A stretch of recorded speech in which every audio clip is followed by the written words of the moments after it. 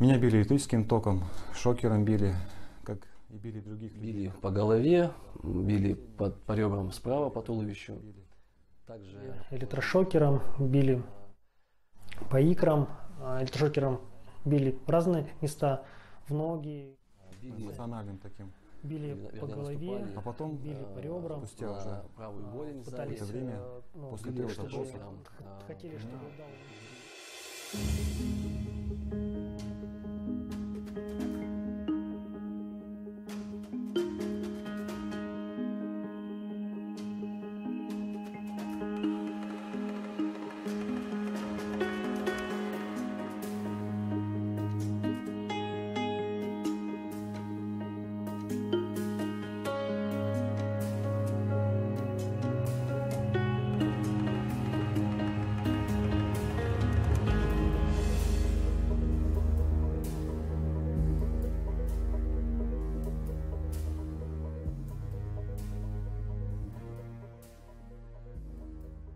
Это неправильно.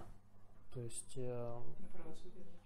я надеюсь на правосудие. Они должны следить за тем, что происходит. Я как раз думал, что я сейчас умру. То есть я хотел жить. Да, я думал, что они меня убьют.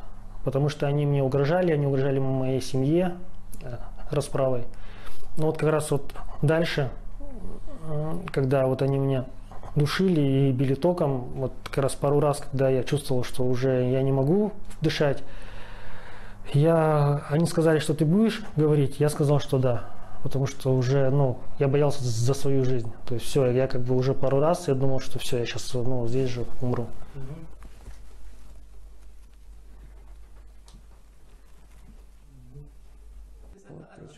электрошок, резко одели пакет на голову, стали душить. То есть задыхался, то есть не хватало воздуха, начинаешь как бы немножко даже дергаться, потому что у тебя воздуха не хватает. И тут же электрошокером между ягодиц били током, разрядом тока. Также еще в ногу удар был.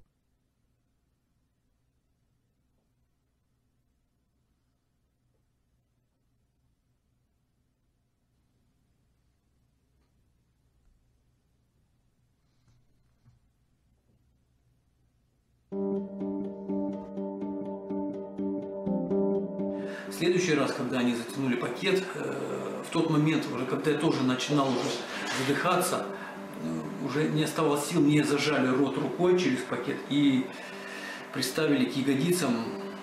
По всей видимости, это был электрошокер.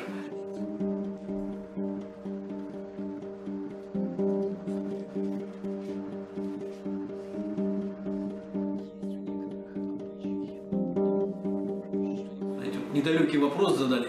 Трампа любишь, америкос поганый. Я просто был в шоке.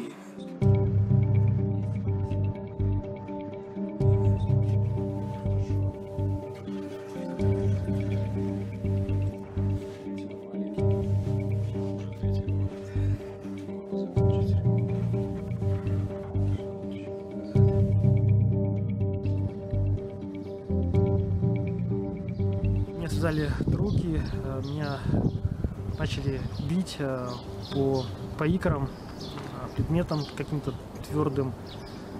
Мне было больно. Затем они начали бить электрошокером, также по икрам, по ногам. Они между ног били в задней части электрошокером. Затем они поливали водой на ноги, также били электрошокером в эти места.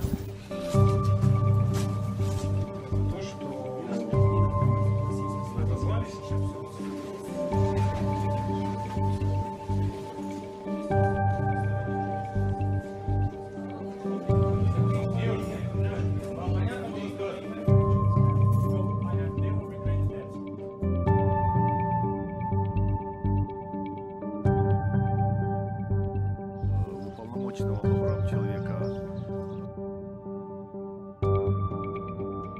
И только вчера, на 11-й день, мы смогли пройти освидетельствование.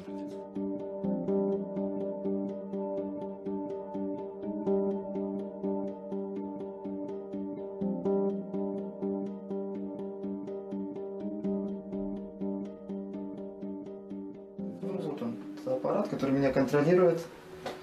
Если я слишком далеко от него иду, он сработает.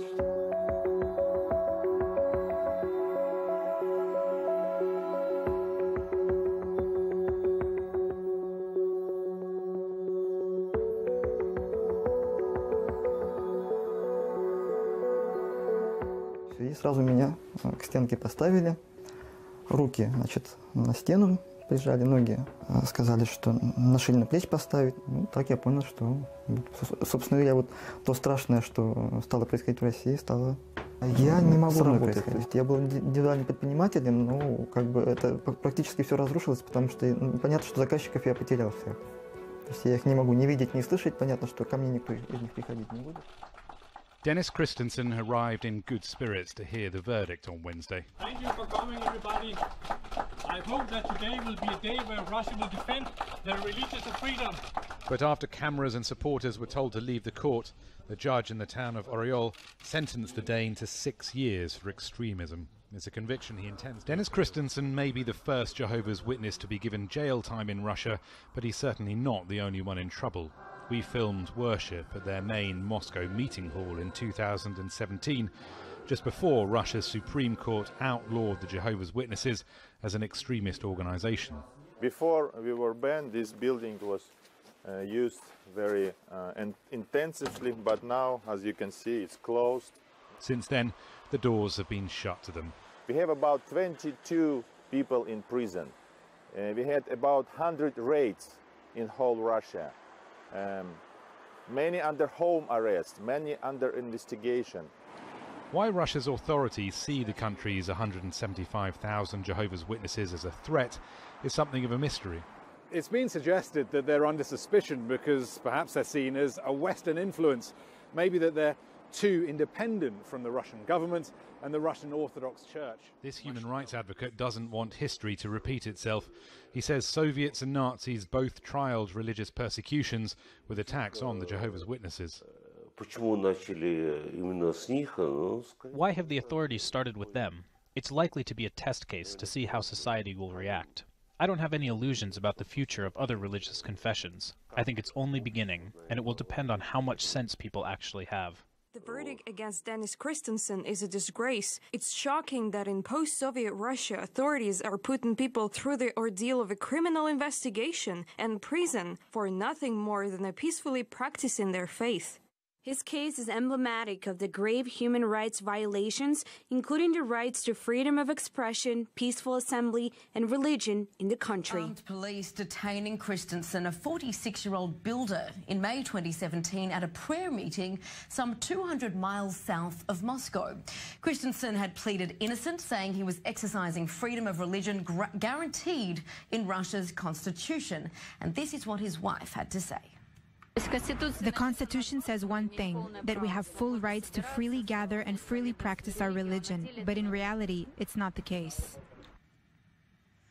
And the Jehovah's Witness Israel representative, Alex Fredrickson, joins me in studio. Alex, great to have you with us. Thank you for having me. So, what do you make of the fact that Russia has classed Jehovah's Witness as an extremist group?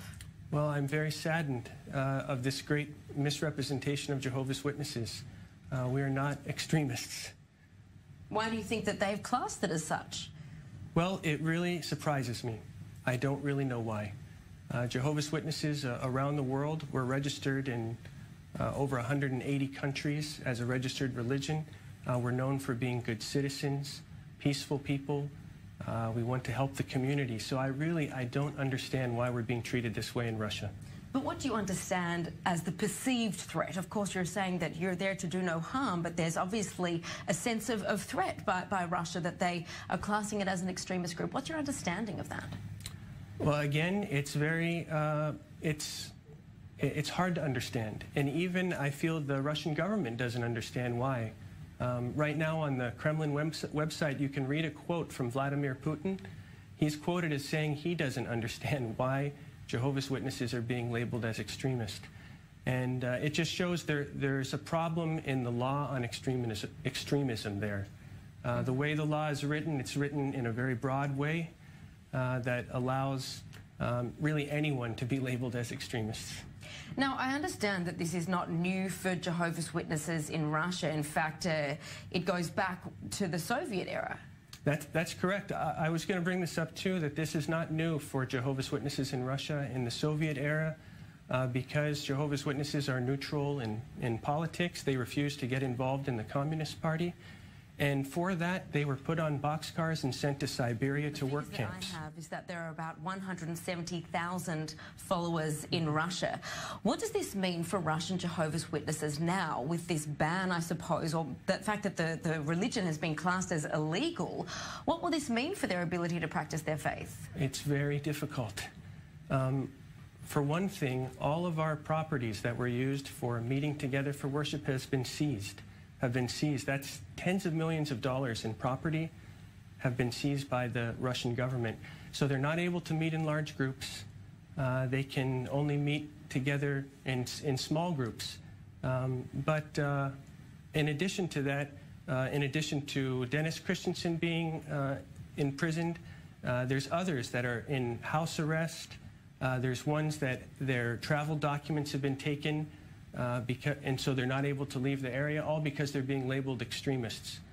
Additionally, there's been many raids on homes and searches on homes. I think over 260 families have experienced raids on their homes, sometimes in the middle of the night. Imagine this. You're awakened by a bang on the door by masked officers with guns at midnight. They come into your home, search everything you have, take your electronic devices, your travel documents, and they're there for hours. So this is what some are having to face, but again, we're confident that Jehovah's Witnesses in Russia, they have a strong desire to continue to worship Jehovah faithfully and peacefully.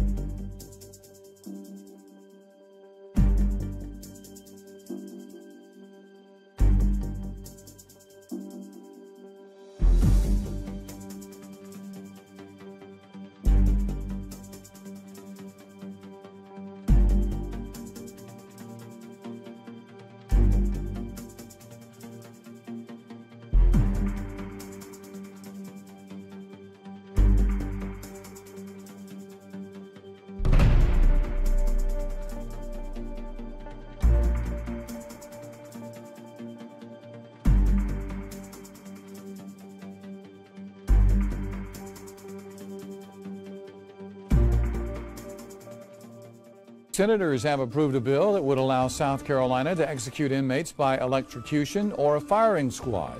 Right now, lethal injections are the main way the state kills death row inmates, with the electric chair as an option that inmates can choose. But the state's had trouble for several years now getting companies to sell them the lethal injection drugs.